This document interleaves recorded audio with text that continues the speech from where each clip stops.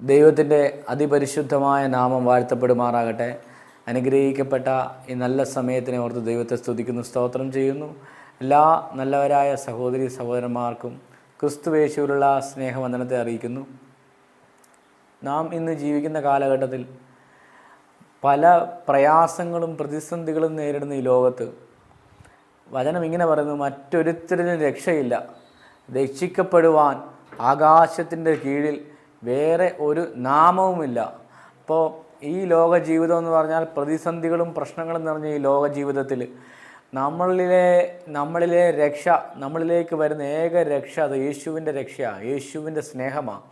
യേശു പറയുന്നുണ്ട്, ഞാൻ നിങ്ങളെ ഒരു നാളും കൈവിടുകയും ഉപേക്ഷിക്കത്തില്ലെന്ന് പറയുന്നുണ്ട്. ആ യേശുവിൻ്റെ സ്നേഹമാണ് ഒരു മനുഷ്യനെ ഈ ലോകത്തിൽ ജയകരമായ ജീവിതം നയിക്കാൻ സഹായിക്കുന്നത്. അതുകൊണ്ട് എന്നെ കേൾക്കുന്ന എൻ്റെ പ്രിയപ്പെട്ട സഹോദരങ്ങളെ, സഹോദരിമാരെ, എന്നെ കേൾക്കുന്ന എൻ്റെ അമ്മമാരെ, പെങ്ങന്മാരെ, എല്ലാവരോടും ഞാൻ പറയുന്നു, നിങ്ങളിൽ ആരെങ്കിലും ഭയപ്പെട്ട് ഭാരപ്പെട്ട് നിരാശപ്പെടുന്നുണ്ടെങ്കിൽ നിങ്ങളെ യേശു സ്നേഹിക്കുന്നുണ്ട്. യേശുവിൻ്റെ അളവില്ലാത്ത സ്നേഹം, ആ സ്നേഹമെന്ന് പറഞ്ഞാൽ ഒരു നാളും മുതിർന്നു പോകാത്തൊരു സ്നേഹമാണ് യേശു തരുന്നത്.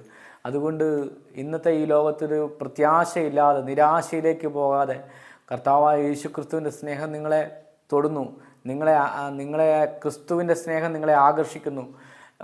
വചനം പറയുന്നുണ്ട്, കർത്താവായ യേശു ക്രിസ്തുവിൽ വിശ്വസിക്കുക, എന്നാൽ നീയും നിൻ്റെ കുടുംബവും രക്ഷ പ്രാപിക്കുന്നുള്ള വചനം നമ്മളെ അടിവരയിട്ട് ഉറപ്പിച്ച് പറയുകയാണ്. ഒരുവൻ ക്രിസ്തുവിലായാൽ അവൻ പുതിയ സൃഷ്ടിയത്രേ. അതുകൊണ്ട് ഒരു വ്യക്തിയുടെ ജീവിതത്തിൽ അടിമുടി മാറ്റം വരുവാൻ ഈ സത്യദൈവത്തിന് മാത്രമേ അവനെ മാറ്റിയെടുക്കാൻ പറ്റത്തുള്ളൂ. അതുകൊണ്ട് ആർക്കും വേറൊരു വ്യക്തികൾക്കോ ഒരു സാഹചര്യങ്ങൾക്കോ ഒരു വ്യക്തിയെ രൂപാന്തരപ്പെടുത്തുവാനോ അവരിലേക്ക് മാറ്റം കൊണ്ടുവരുവാനോ പറ്റത്തില്ല. ഈ വചനത്തിൻ്റെ ശക്തിയാണ് പ്രിയപ്പെട്ട എൻ്റെ സഹോദരങ്ങളെ. ഇത് നിങ്ങൾ ആരെങ്കിലും നിരാശയിലും ഭാരത്തിലും കഴിയുന്നുണ്ടെങ്കിൽ, ജീവിതം അവസാനിപ്പിച്ചാൽ മതി, അല്ലെങ്കിൽ തകർന്നു, എല്ലാം നഷ്ടപ്പെട്ടു, എല്ലാം കൈവിട്ടു എന്ന് പറയുന്ന ആരെങ്കിലും എന്നെ കേൾക്കുന്നുണ്ടെങ്കിൽ, യേശു നിങ്ങളെ സ്നേഹിക്കുന്നുണ്ട്, യേശു നിങ്ങളെ സ്നേഹിക്കുന്നു, യേശു നിങ്ങളെ കരുതുന്ന ഒരു ദൈവം നിങ്ങൾക്കായി സദാസമയവും പ്രവർത്തിക്കാൻ റെഡിയാണ്. നിങ്ങളുടെ ഹൃദയം മാത്രമാണ് ദൈവത്തിന് ആവശ്യം. നമ്മുടെ ഹൃദയം, നമ്മുടെ ആത്മാവിനാണ് ദൈവം ആഗ്രഹിക്കുന്നത്. ആ ആത്മാവിനെ കൊടുക്കാൻ തയ്യാറായാൽ, നമ്മുടെ ഹൃദയത്തെ വിട്ടുകൊടുക്കാൻ തയ്യാറായാൽ, യേശു ആകുന്ന സ്നേഹം നമ്മുടെ ഉള്ളിൽ വസിക്കും. ഈ സ്നേഹം നിത്യതമായ സ്നേഹമാണ്. ഒരു നാളും നമ്മളെ കൈവിടുകയോ ഉപേക്ഷിക്കത്തില്ലാത്ത ഈ സ്നേഹം നമ്മളെ ചേർത്ത് നിർത്തും. അതുകൊണ്ട് വചനത്തിൽ ഈ പുസ്തകം ഫുള്ള് പറയുന്നതും പഠിപ്പിക്കുന്നതും സ്നേഹത്തെക്കുറിച്ചാണ്. ആ സ്നേഹം നമ്മളെ ഏത് പ്രതിസന്ധികളും ഏത് പ്രയാസങ്ങളും വന്നാലും നമുക്കതിനെയെല്ലാം അതിജീവിക്കുവാനും അതിനെയെല്ലാം ചാടിക്കടക്കുവാനും വചനം പറയുന്നത്. നിങ്ങൾക്ക് ഈ ലോകത്ത് കഷ്ടമുണ്ട്, നിങ്ങൾക്ക് ഈ ലോകത്ത് വെല്ലുവിളികളുണ്ട്, വെല്ലുവിളികളെല്ലാം അതിജീവിക്കുവാനുള്ള ശക്തി നിറഞ്ഞ ആയുധമാണ് ഈ പുസ്തകം.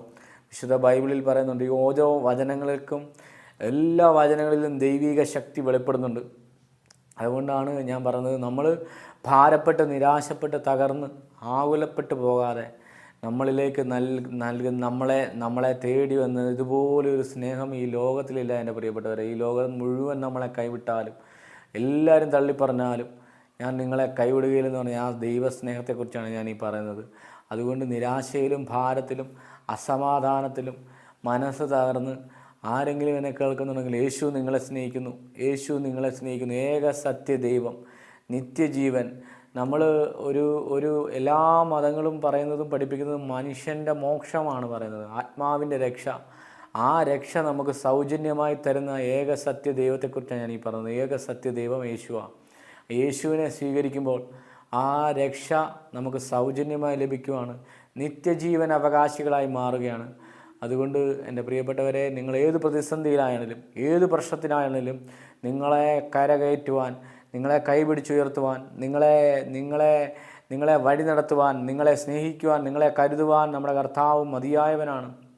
ഈ കർത്താവിൻ്റെ ആ കരുതലോർത്താൽ എത്ര വർണ്ണിച്ചാലും, എത്ര സ്തുതിച്ചാലും, എത്ര പാടിയാലും തീരാത്തത്ര കരുതലാണ് യേശു ഒരു വ്യക്തികളെ കരുതുന്നത്. ഓരോ ജീവിതങ്ങളുടെ മേലും കർത്താവിൻ്റെ പ്രവൃത്തി. അതുകൊണ്ട് നമ്മുടെ അവസ്ഥ ഏതുമായിക്കോട്ടെ, നമ്മളെ ഏത് കുലത്തിൽ ജനിച്ചായിക്കോട്ടെ, നമ്മളെ ആരുമായിക്കോട്ടെ, എന്തുമായിക്കോട്ടെ, എങ്കിലും കർത്താവിന് അവന് ഹൃദയം വിട്ടുകൊടുക്കാൻ തയ്യാറായാൽ യേശുവിൻ്റെ അചഞ്ചലമായ സ്നേഹം അവരിലേക്ക് വരുന്നു. യേശു കർത്താവ് പത്രോസിനോട് ചോദിക്കുന്നൊരു ചോദ്യമുണ്ട്, നീ ഇവയിലധികമായി എന്നെ സ്നേഹിക്കുന്നുണ്ടോ പത്രോസെ? ആദ്യം ചോദിച്ചിട്ട്, രണ്ടാമതും ചോദിച്ചിട്ട്, മൂന്നാമത്തെ പ്രാവശ്യം പത്രോസിൻ്റെ ഉള്ളിലേക്ക് വചനത്തിൻ്റെ ആ നിത്യജീവൻ്റെ കാഴ്ചപ്പാട് വന്നു. ഇവയിലധികമായി ഞാൻ അങ്ങയെ സ്നേഹിക്കുന്നു എന്ന് പറഞ്ഞു.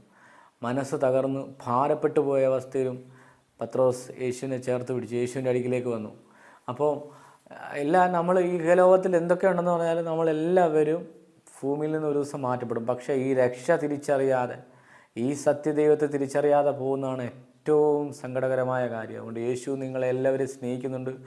വിശ്വസിച്ചാൽ നീ ദൈവത്തിൻ്റെ മഹത്വം കാണുമെന്നാണ് വചനം പറഞ്ഞത്. ആ മഹത്വം നമ്മുടെ ഉള്ളിൽ വസിക്കുക. വിശ്വാസത്തിൻ്റെ നായകനായ യേശുവാണ് നമ്മുടെ ഉള്ളിൽ വസിക്കുന്നത്. ആ മഹത്വത്തിൻ്റെ പ്രത്യാശയായ ക്രിസ്തു നിങ്ങളുടെ ഉള്ളിൽ വസിക്കുന്നു എന്നാണ് വചനം പറഞ്ഞത്. ആ നമ്മുടെ ഉള്ളിൽ വസിക്കുന്ന ദൈവത്തെക്കുറിച്ചാണ് ഞാനീ പറയുന്നത്. ആ ദൈവം എപ്പോഴും നമ്മളെ സഹായിക്കാൻ തയ്യാറാണ്. നിരാശകൾ വരുമ്പോൾ, പ്രതിസന്ധികൾ വരുമ്പോൾ, ഭാരങ്ങൾ വരുമ്പോൾ, ആകുലതകൾ വരുമ്പോഴാണ് മനുഷ്യൻ ആത്മഹത്യകളെക്കുറിച്ച് ജീവിതം അവസാനിപ്പിക്കാം, ഇനി ജീവിച്ചിട്ടൊരു കാര്യവുമില്ലെന്നുള്ള പ്രത്യാശയ്ക്കെതിരെയാണ് നിരാശ വരുന്നത്. നിരാശ കൊണ്ടെന്ന് നമ്മളെ തള്ളിവിടുന്ന ആ മേഖലയെ തകർക്കാൻ കർത്താവിന് കഴിയും. കർത്താവ് എല്ലാവരെയും സ്നേഹിക്കുന്നു. ലോകത്തിലെ മുഴുവൻ മനുഷ്യർക്ക് വേണ്ടിയാണ് യേശു വന്നത്. യേശു ഒരു മതത്തിൻ്റെ ആളല്ല, ഒരു മതത്തിൻ്റെ നേതാവല്ല. യേശു വന്നത് ലോകം മുഴുവൻ, ലോകത്തിൻ്റെ പാപം ചുമക്കുന്ന ദൈവത്തിൻ്റെ കുഞ്ഞാടെന്നാണ് കർത്താവിനെ പറയുന്നത്. കർത്താവ് എല്ലാ മാനവകുലത്തിനു വേണ്ടി, സകല കുലങ്ങൾക്കും വേണ്ടിയാണ് കർത്താവ് ഈ ഭൂമിയിൽ അവതാരമെടുത്തത്. അതായത് വചനം ജഡമായി തീർന്നു, കൃപയും സത്യവും നിറഞ്ഞതിനായി നമ്മുടെ ഇടയിൽ പാർത്തു എന്നാണ് വചനം പറയുന്നത്. അപ്പം വചനം ജഡമായി നമ്മുടെ ഇടയിൽ വന്നതാണ്. അത് നമ്മളെ രക്ഷിക്കാനായിട്ടാണ്. ഇതുപോലെ ഒരു സ്നേഹമില്ല പ്രിയപ്പെട്ടവരെ, ഇതുപോലെ ഒരു സ്നേഹം. ആര് കൈവിട്ടാലും, ആര് മറന്നാലും മറക്കാത്ത സ്നേഹം. ഞാൻ നിന്നെ എൻ്റെ ഉള്ളം കയ്യിൽ വരച്ചിരിക്കുന്നു എന്നാണ് വിശുദ്ധ ബൈബിളിൽ പറഞ്ഞു. ഞാൻ എൻ്റെ ഉള്ളം കയ്യിൽ വരയ്ക്കുന്ന ഒരു കർത്താവ്, നമ്മുടെ ഉള്ളം കരങ്ങളിലാണ് കർത്താവിൻ്റെ ഉള്ളം കരങ്ങളിലാണ് നമ്മളിരിക്കുന്നത്. ആ നമ്മളെ ഉള്ളം കരങ്ങളിലാക്കി വെച്ച് സംരക്ഷിക്കുന്ന ഒരു സത്യദൈവം, ഏക സത്യദൈവത്തെക്കുറിച്ചാണ് ഞാൻ പറയുന്നത്. അത് എന്താ പറഞ്ഞാൽ അതിന് പകരം വെക്കാൻ ഈ ലോകത്തിലൊന്നുമില്ല സഹോദരങ്ങളെ. അതുകൊണ്ട് ആരും നിരാശയിലേക്ക് പോകാതെ, പ്രത്യാശയില്ലാതെ തകർന്നു പോകാൻ കർത്താവിന് ആഗ്രഹമില്ല. അതുകൊണ്ടാണ് അനേകരിലൂടെ സന്ദേശങ്ങൾ നിങ്ങളിലേക്ക് എത്തുന്നത്. നിങ്ങൾ കർത്താവിനെ ഹൃദയം കൊണ്ട് വിശ്വസിക്കുകയും അതിനെ കൊണ്ട് ഏറ്റുപറയുകയും ചെയ്ത ഈ രക്ഷ തികച്ചും സൗജന്യം. 1 രൂപ മുടക്കില്ല. കർത്താവേ, അവിടുന്ന് എൻ്റെ പാവങ്ങൾക്ക് വേണ്ടി മരിച്ചു എന്ന് ഞാൻ വിശ്വസിക്കുകയും അത് ഹൃദയം കൊണ്ട് ഏറ്റുപറയും, ഹൃദയം കൊണ്ട് വിശ്വസിക്കുകയും അതിരം കൊണ്ട് ഏറ്റുപറയുകയും ചെയ്താൽ നീ രക്ഷിക്കപ്പെടുമെന്നാണ് റോമാലേഖനത്തിൽ പറയുന്നത്. അങ്ങനെ ഈ രക്ഷ സൗജന്യമാണ് പ്രിയപ്പെട്ടവരെ. എല്ലാവരിലേക്കും യേശു പറയുന്നുണ്ട്, ഞാൻ വാതിൽക്കൽ വന്ന് മുട്ടുന്നു, ആരെങ്കിലും എൻ്റെ ശബ്ദം കേട്ടാൽ ഞാൻ അവനോട് കൂടെയും അവൻ എന്നോട് കൂടെയും വസിക്കുമെന്നുണ്ട്. യേശു തന്നെ പറഞ്ഞ കാര്യമാണ്. അപ്പം യേശുവിൻ്റെ ശബ്ദം കേട്ട് ഹൃദയമാകുന്ന വാതിൽ ആര് തുറക്കാൻ തയ്യാറായാലും അവരുടെ ഉള്ളിൽ കർത്താവ് വസിക്കുന്നതാണ്. ആ ഭവനത്തിനുള്ളിലേക്ക് യേശുവിൻ്റെ സമാധാനം, ഞാൻ നിങ്ങൾക്ക് സമാധാനം നിർണയിച്ചു പോകുന്നു, അത് ലോകം തരുന്നത് പോലെ അല്ല എന്ന് പറഞ്ഞ ഒരേ ഒരു നാഥനുണ്ട്. ഈ നാഥൻ ഇതൊരു നിർമ്മിത കഥയല്ല, ഇതൊരു യാഥാർത്ഥ്യമാണ്. ഇതൊരു ജീവിക്കുന്ന ദൈവത്തിൻ്റെ വചനത്തിൻ്റെ ശക്തിയെക്കുറിച്ചാണ് ഞാൻ ഈ പറയുന്നത്. ഇതിനെ പകരം വെക്കാൻ ഈ ലോകത്തിലൊന്നുമില്ല. എൻ്റെ പ്രിയപ്പെട്ടവരെ, എൻ്റെ സഹോദരങ്ങളെ, നിങ്ങളത് മനസ്സിലാക്കണം. അതുകൊണ്ടാണ് യേശു പറയുന്നുണ്ട്, ഞാൻ വഴിയും സത്യവും ജീവനുമാകുന്നു. യേശു പറയുക, ഞാൻ വഴിയും സത്യവും ജീവനുമാകുന്നു. അതായത് യേശു തന്നെ വഴി, യേശു തന്നെ സത്യം, യേശു തന്നെ ജീവൻ. ഇതെല്ലാം യേശുവിലാണ്. മനുഷ്യരിന്ന് പല വഴികൾ തേടി നടക്കുക.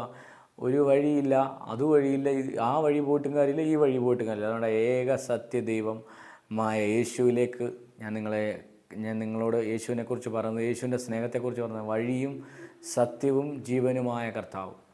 അതുകൊണ്ട് മറ്റൊരുത്തരിലും രക്ഷയില്ല എന്നാണ് പുസ്തകം പറയുന്നത്. വിശുദ്ധ ബൈബിളിൽ പറയുന്നു, മറ്റൊരുത്തരിലും രക്ഷയില്ല, രക്ഷിക്കപ്പെടുവാൻ ആകാശത്തിൻ്റെ കീഴിൽ വേറെ ഒരു നാമവുമില്ല. ഈ നാമത്തിൻ്റെ മുമ്പിൽ സകല മുഴങ്കാലും മടങ്ങും, സകല മുട്ടും മടങ്ങും, സകല നാവും പാടും യേശു കർത്താവെന്ന്. ആ ദിവസത്തിനേക്ക് കാര്യങ്ങൾ എടുത്തുകൊണ്ടിരിക്കുകയാണ്. കർത്താവിൻ്റെ വരവെടുത്ത ഈ കാലഘട്ടത്തിൽ ദൈവസ്നേഹത്തിലെ ഞാൻ നിങ്ങളെ കർത്താവിൻ്റെ സ്നേഹത്തെ അറിയിക്കുന്നു. യേശു എല്ലാവരെയും സ്നേഹിക്കുന്നു.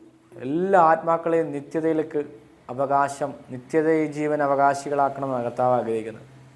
800 കോടി ജനങ്ങളിലേക്കും സുവിശേഷം എത്തണം. സുവിശേഷത്തിൻ്റെ ശക്തി വ്യാപരിക്കണം. നിത്യജീവനെക്കുറിച്ച് ആളുകൾ അറിയണം. ഇനി ഒരാൾ പോലും പ്രത്യാശയില്ലാതാകരുത്, ഒരാൾ പോലും നിരാശയിലേക്ക് പോകരുത്, ഒരാൾ പോലും ഡിപ്രഷനിലാകരുത്, ഒരാത്മാവ് പോലും ആത്മഹത്യ ചെയ്യരുത്. അതിൽ നിന്നൊക്കെ മോചനം. അതുകൊണ്ട് വചനം പറഞ്ഞിട്ടുണ്ട്, ബന്ധന്മാർക്ക് വിടുതലും കുരുടന്മാർക്ക് കാഴ്ചയും കൊടുക്കുവാൻ ദൈവമായ കർത്താവിനെ അഭിഷേകം ചെയ്തിരിക്കുന്നു എന്ന് യേശു പറഞ്ഞു. യേശു വന്നത് തന്നെ പ്രിയപ്പെട്ടവരെ പാപികളെ സ്നേഹിച്ചു പാപത്തെ വെറുത്ത ദൈവത്തെയാണ് നമ്മൾ വിളിക്കുന്നത്. പാപത്തെ വെറുത്ത കർത്താവിൻ്റെ സ്നേഹം ഒന്ന് ആലോചിച്ച് നോക്കി.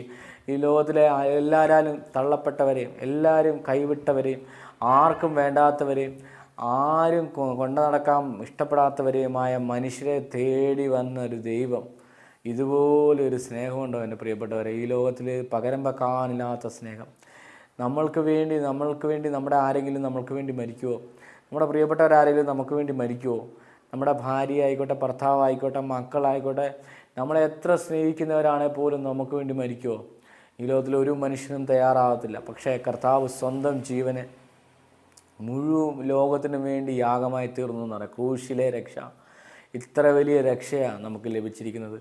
ആ ദൈവസ്നേഹം ക്രൂശിൽ പ്രദർശിപ്പിച്ച് ലൂസിഫറിൻ്റെ തലയെ തകർത്ത് ക്രൂശിൻ്റെ മേൽ ജയോത്സവമാക്കിയ ദൈവശക്തി. പ്രിയപ്പെട്ടവരെ, ഇതാണ് അത്യന്ത ശക്തി.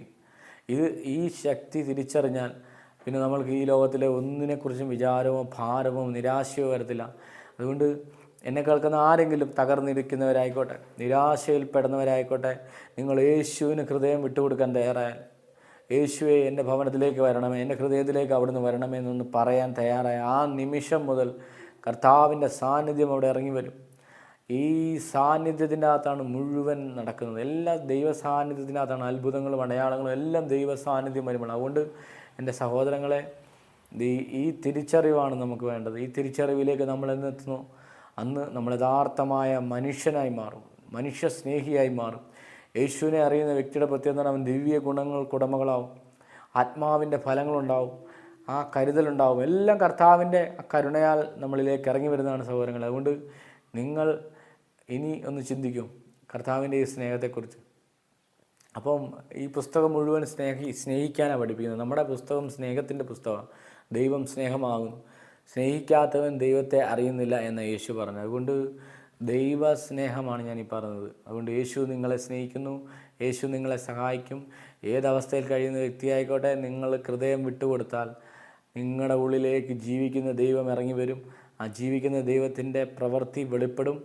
അനേകം സാക്ഷ്യങ്ങളുണ്ട്, നൂറുകണക്കിന് രക്ഷയുടെ അനുഭവങ്ങൾ, നൂറുകണക്കിന് സാക്ഷ്യങ്ങളും കൺമുമ്പിലുണ്ട്. അതുകൊണ്ട് പ്രിയപ്പെട്ടവരെ, കർത്താവ് നിങ്ങളെ സ്നേഹിക്കുന്നു, യേശു നിങ്ങളെ സ്നേഹിക്കുന്നു. യേശു മാത്രമാണ് രക്ഷകൻ എന്ന് ഞാൻ നിങ്ങളോട് വീണ്ടും പറയുന്നു. അതുകൊണ്ട് ദൈവമായ കർത്താവ് എല്ലാവരെയും അനുഗ്രഹിക്കുമാറാകട്ടെ. എല്ലാ പ്രിയപ്പെട്ട എൻ്റെ സഹോദരങ്ങൾക്കും ക്രിസ്തുവേശുവിലുള്ള സ്നേഹവന്ദനം.